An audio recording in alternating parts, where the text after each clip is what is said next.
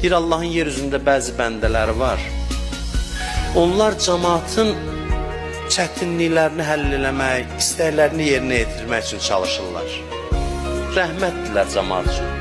Başqalarına xidmət edirlər. İşi gücü cəmaatın hacətini yerinə yetirməkdir.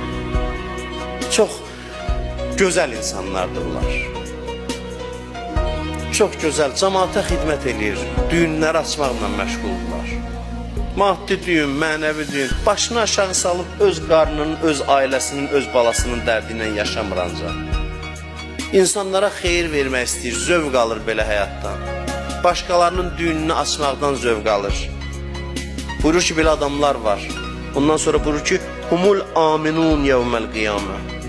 Onlar qiyamət gününün əmin-amanlığında olanlardır.